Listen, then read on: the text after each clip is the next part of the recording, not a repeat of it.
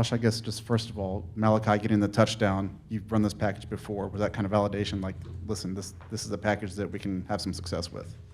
Yeah, I think the touchdown plus some of his other runs. And we've seen it in practice, and he's a big, strong runner, runs the ball really well. He's got a good feel for running it. He's 230 pounds, so obviously it's effective and something we can use to help us win games. Something you alluded to last week was drop passes, and then there were quite a bit the other day too. There been a kind of a decline in pass catching here in the last couple of weeks? Well, I mean, I think the stats are obvious if you went back and looked at them. All I can tell you is we're getting on the jugs machine. We're working extra catching every day because obviously for us to operate and win games and to seize opportunity like we had in the first half the other night, we got to catch the ball. It's plain and simple, and we got to be confident in catching it. What happens when you drop a couple, another guy drops a couple, it becomes this unconfident mindset, right? And you can't have that mindset. You have to choose confidence, and you have to attack the football. When you start to wait on the ball and let the ball get too close to your body, it gets out of the vision of your hands, and that's when you have drops. And we're going to be out catching extra balls on the jugs machines every single day, and we've been doing that, and we're going to continue to do it until we get it right. Josh, you guys are, I think, last in the Big Ten in red zone scoring offense right now. Mm-hmm. As you're kind of determining the math of like a more conventional offense versus these what Barry calls the deceptive plays, how does that balance out between just doing something straightforward and then maybe a lower percentage play that has that kind of upside? I think the play we ran the other night had a very high percentage chance of working. I think we stole victory from the jaws of defeat because we did not.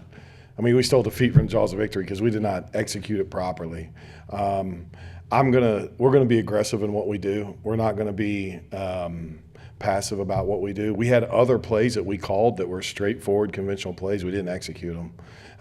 But that play was open. We didn't execute it correctly. That's on me. I've got to coach it better. I've got to get our coaches to coach it better, and the players got to execute it better. But if we would have, scored a touchdown, and obviously our percentage would go up. No one would be asking that question. But when they go wrong, I get it. That's the obvious question that comes out. We evaluate everything for what it is. Was it effective? Did we have a chance to score? If we would have executed properly, we would have scored. And that play would have.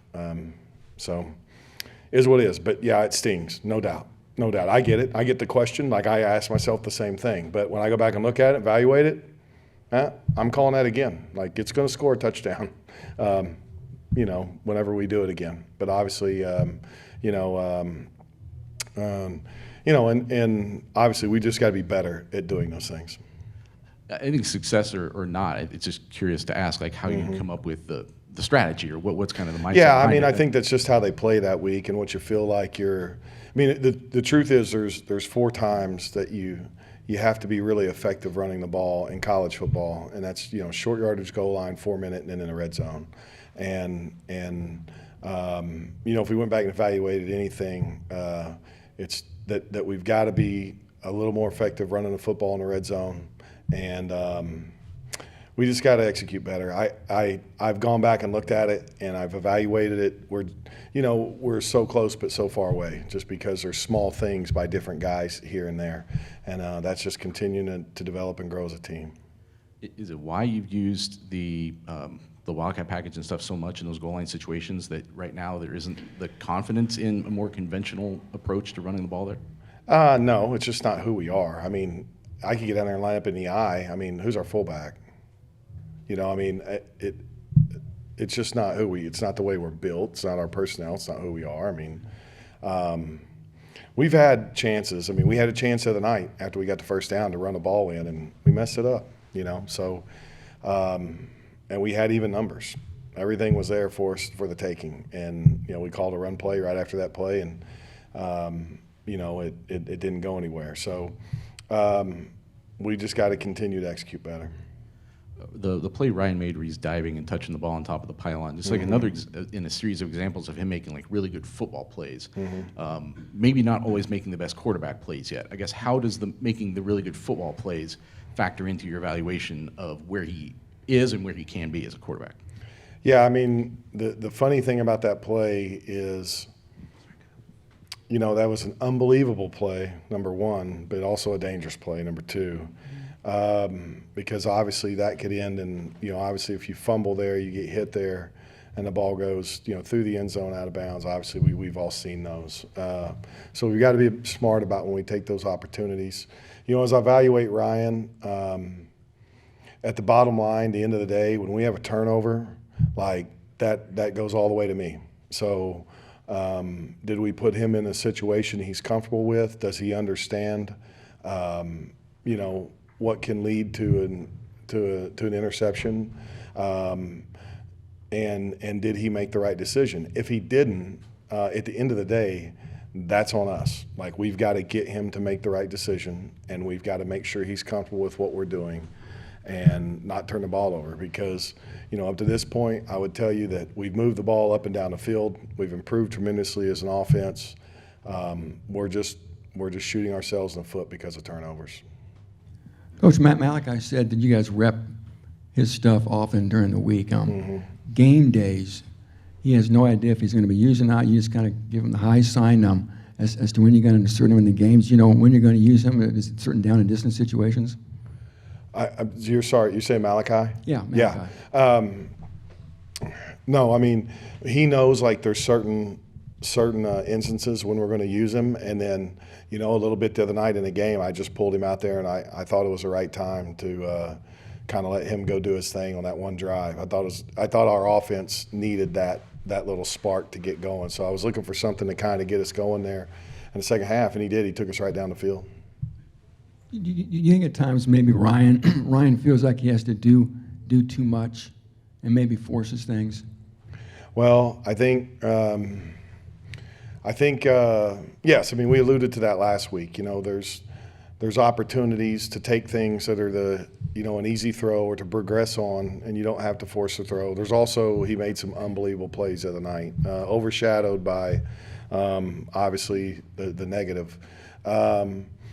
I think what we've got to do is just make sure that Ryan is comfortable with his reads, comfortable with what he's seeing.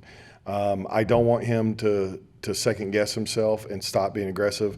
I just want to turn the rudder a little bit and aim that aggression in the right direction, and that's our job as coaches to do that.